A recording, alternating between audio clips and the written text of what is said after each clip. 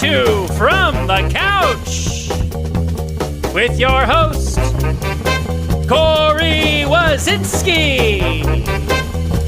Checking in with Alex Foster.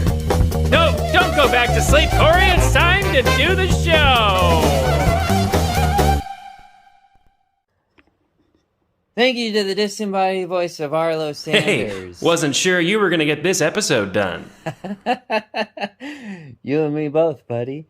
So this is an interesting filter. Apparently on my phone I can make my own filters. So this is from a NFT I did a while back, promo image, and it gives me kind of like a drive feel to it. But yeah, it's been a bit since we've checked out what's going on with the minis that Alex Foster and I painted. So how about we check in with Alex Foster? Call him up.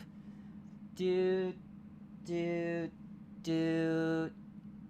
And that's what we call a bit. Hi, Alex. Hi. Hello. I've been I really had such a great time. First off, thank you so much for bringing me into the world of painting. Don't worry, you'll learn to regret being jumped into this expensive hobby. These are paints. This is Agrax Earthshade, I think. Yeah. It's a slippery slope. Oh, I know. I'm already looking at how am I gonna move this from one place to another, portable moving. And there is a really nice briefcase I found. So I'm already getting into that. But yeah, it was so much fun. And we gave you the Snodgrass Art Minis to do some basing, but how about first you talk about what is the base? What's Sure. That? So at your most basic level, most miniatures come with some kind of small, usually circular base that they're attached to. In some cases, if there's some assembly, you might end up gluing it onto a base first thing. Typically, the models I'm working with are already attached to a base, and it could just, it's about a coin size, usually a flat plastic surface. On your most basic level, you're probably going over that base with a general color. You might even leave it black, but you're going to end up painting it at some point, because when you're doing the feet of whatever you're painting, you're going to get paint on the base, so you're going to end up going back over it. So usually the easiest, laziest thing I go for is I'll do a dirt or a granite, some kind of rock ground, but that quickly becomes boring and uninteresting. So pretty quickly, especially when you're doing these more interesting pieces, you kind of want to add personality and texture and location to your base. Danny and I actually did some Halloween shelves for we have a gallery wall that we decorate seasonally. So we did some Halloween shelves that are decorated with texture. So one of them has corn stalks with a pumpkin patch, where we did a combination of 3D printing, and Danny hand sculpted some tiny pumpkins and then painted them.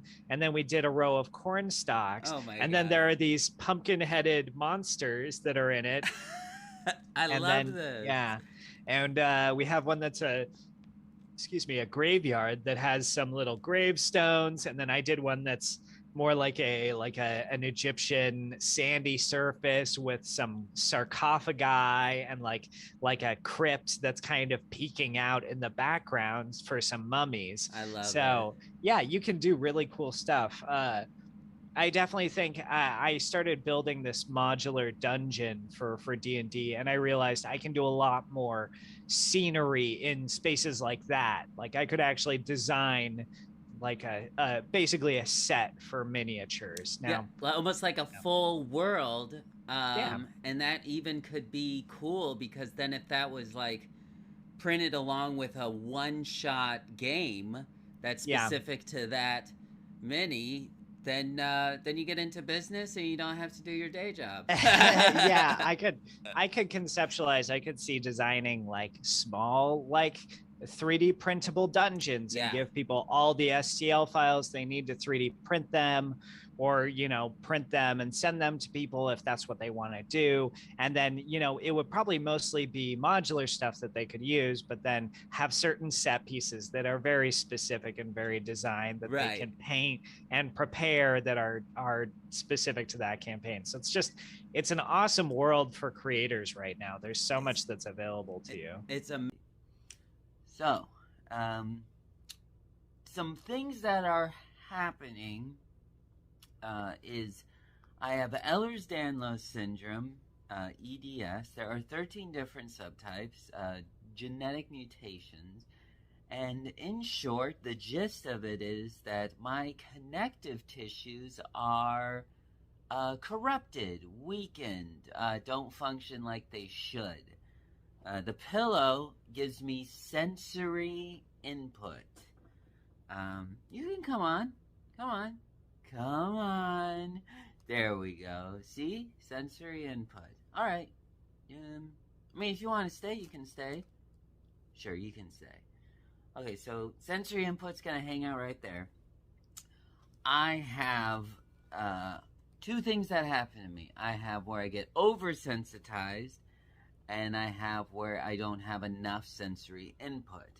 This leads to proprioception.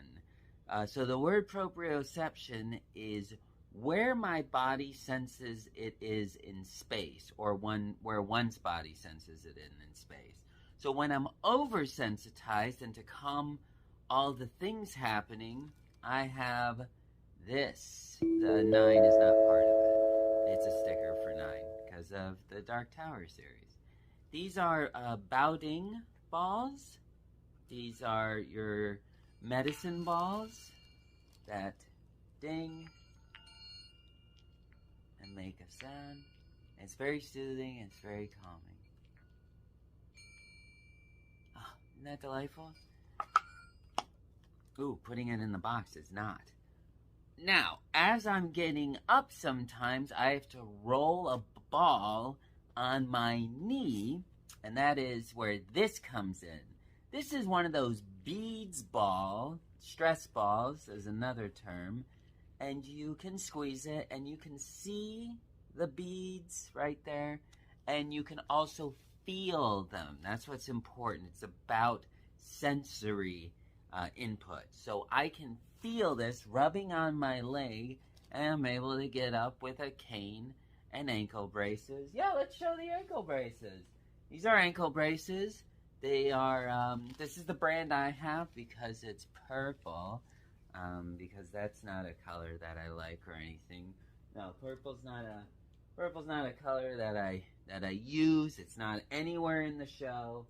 It's the whole theme, guys. It's the whole color scheme. I designed it that way. So, the ankle braces give me grounding. And then what just came in are these. Comes with a pump and a pump connector. This is like your standard pump if you're into athletic activities, sports and whatnot. Things that I never was really able to do, but I kind of did. Oh, and there are the things. So these are spike balls. These I use when I'm really not feeling great, but I still want to do something that's therapeutic.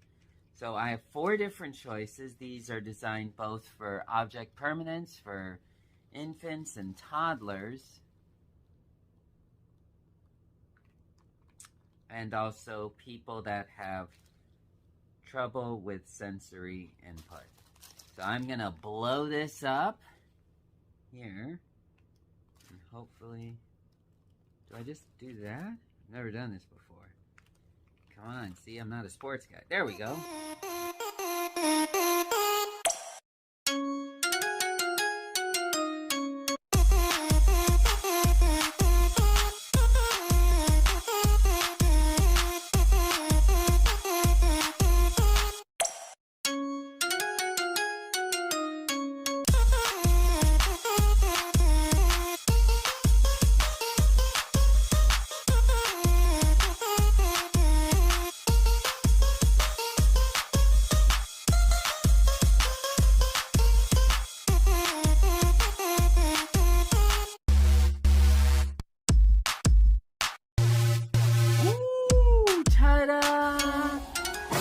like a... Ooh. Oh. Ooh. That is... That's a little, like, intense. So, just slow, maybe a couple passes back and forth, because remember, we don't want to overwhelm my system, because I go into, like, almost like shock. My body's shaking, I can't feel things, I go completely, a perfect children's theater. But yes, I am going to use this when I'm laying down, and just a little bit of rotation. I don't know if you can hear it, but it is very soothing. And just a little bit of rotating, so that even when I'm at my absolute bottom, I can still do something good for my body. Got my sensory ball. Oh! Hello. Well, it's been really fun, creating these episodes, but unfortunately with chronic illness, you don't really decide your schedule. It is decided by how you are feeling. So, I've been wanting to get to this guy right here for a while. I just haven't been able to. But it's not like there's anything else.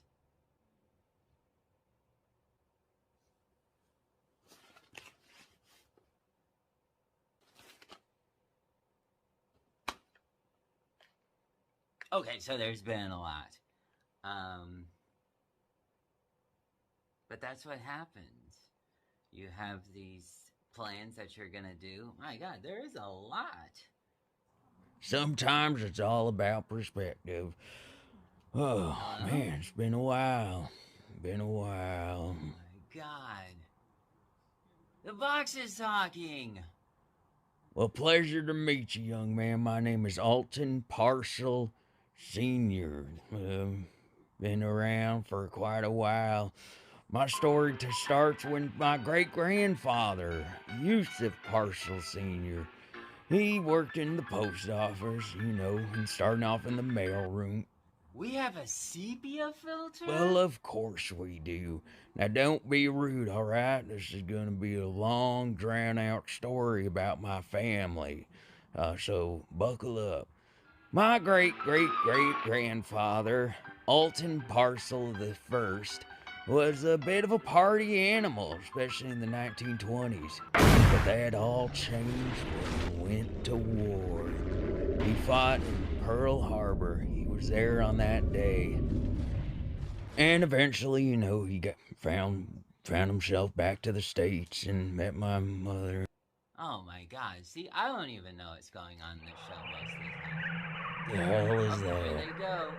Admiral Meowsters. Admirals. Oh my goodness, Bye. forgive the insubordination, steady winds. Well, there is a lot more to that story. Well, that was a very interesting story. How is your name pronounced again? It's Alton Parcel Ursel Senior. Parcel It's Senior. Alton, not Junior. Ursel. Alton So Parcel. you're Ursel Parcel Senior, It's really not that Junior. difficult. I am. Junior? My initials are UPS. Alton Parcel Senior Junior. Junior. Maybe I should just start the story from the beginning. That makes My sense. great-great-grandfather was a bit of a party animal, especially when it came to the 1920s. But that all changed when he went to war. All right. Pearl Harbor. Is he gone? Whew. That got weird. Well. Right? We probably should. I don't think this one's alive. This wasn't the one that was talking. Oh man, this is gonna be... I need to get a knife or something.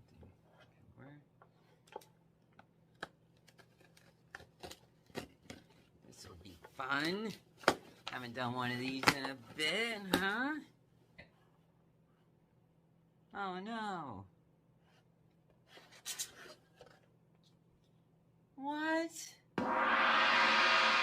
Skeptics win. Ah, man. Bummer. Yeah. So we worked on the Art of Snodgrass, and you took home our figurines that we painted the last time I saw you. And tell us what you did with Honeybot. Yeah. So as we were wrapping up last time, it became very clear that Honeybot was going to be this this mini that was a robot that cut down. I have him in front of me, so I'm looking at him. Well, let's show him to the audience. There he is. You'll get to see. There he is. CoRy will throw up better pictures, but so I wanted to give him an appropriate location. I mean, for scale, I had to go and 3D print some discs to glue them on because I typically work in 25 millimeters. So this is substantially larger than that. So I went ahead and printed essentially a circular disc. And then since Honeybot, I figured, I wasn't going to be able to do like a really specific like dirt and tree environment, which was my first thought, or like a grass and tree environment. So I just went for mud because I'm a little lazy. So I did lazy. Yeah, well, I did a full coat of mud, but before I did the mud, I bought these little shrubs that I found, I think on Green Stuff World, though I may have found them on one of the other websites. You can shop around and find like adhesive bushes for D&D miniatures, or they might even be on Amazon or something. I'll see if I can track down where I found them. But they're just these beautiful little tufts. So I picked out 3 or 4 of them and positioned those around. And then once I had gotten those down, I did a layer of brown, and then I coated everything in mud. And with the mud, depending on what you're doing, you can do, like, as I was saying, you can do little footprints and things like that. You can build it up to give it some layers and some uneven ground and so forth. In this case, it's pretty much a regular base, but I did give it some lumpy spots so that it wasn't super consistent. And then what I did, because I really wanted to have fun with it, was I went and mixed some of my I have like a yellow ink paint that's really good for like a luminescence, and I mixed that in with just my plastic cement, which is like a glue that I use to glue minis, parts of minis together. It's by Testors. I have a bottle or like little container here. Ooh, nice. You can't see the label, but it's plastic cement, or cement for plastic models technically. And what I did was I threw a little bit of that on my palette and then mixed it with the yellow ink until it got really goopy, and then just textured on in certain spots to try to build up and create like a yellow honeyish texture. Yeah. That was kind of gooping together. And I did it all along the hive. Next up on the list, it's everything that I thought could be possible. But the first thing I gotta say right off the bat, you've captured a moment in time of the liquid viscosity, like poison chemical coming out of the nuclear reactor, but it's there. How'd you do that? So Jailor was also, I'm glad I did Honeybot first, because figuring out how to screw around with that honey gave me a lot of options when I moved on to Jailor. So for Jailor first, I knew I wanted to give him a little bit of levels, because I hadn't really done that with Honeybot, and I just need to get into the habit of creating multiple levels, especially since he's kind of leaning on the ground. So first what I did was I printed an extra disc and then glued it on top to give him a little bit of lift on one side. Cool. Now you can't tell too well, it's not super obvious, but when you're actually looking at him close up, so he's a little bit lifted. And then I did the same thing with some bushes. I used some small bushes, but we had kind of talked about this notion that maybe he was a deep sea diver, that he was this underwater robot. So I like the idea of doing like a sand level. Yes. Now, ideally, I would love to give it like an eerie texture, like a sense of being underwater, but I'm just not there yet. Someday. So what I did was I just did like a layer of sand. You can't see them very well, Right. but I did a layer of sand on the base. You'll have pictures.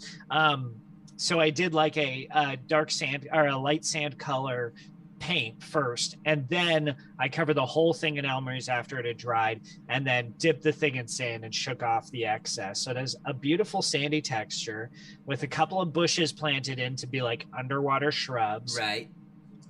Then I plopped him down, I glued him down, and then I did the same thing that I did with Honeybot, where I mixed with my plastic cement, or my cement for plastic, with this beautiful like fluorescent green that I've had. Yeah. I did a ton of it, and I just kept running it from the reactor down to the base, trying to string as much as I could until I had a heavy buildup. And then I got a bunch on the sand so that I could leave a nice layer where it's pooled. And, like I was determined to get a continuous flow of toxic goodness coming out of the back and down. And I mean, I am so proud. It's outstanding. There you go. Oh my God, Alex Foster and I could talk about that stuff for hours, but my energy level is only so fragile. Is only so fragile? Sure, we'll go with that. But yeah, this is another episode in the works, in the bin, and some bigger things are coming. I'm doing Inktober, so you can find that on my Instagram. There's a link in the description, which hasn't been written yet. I gotta go. Good night. If I ever get to sleep again.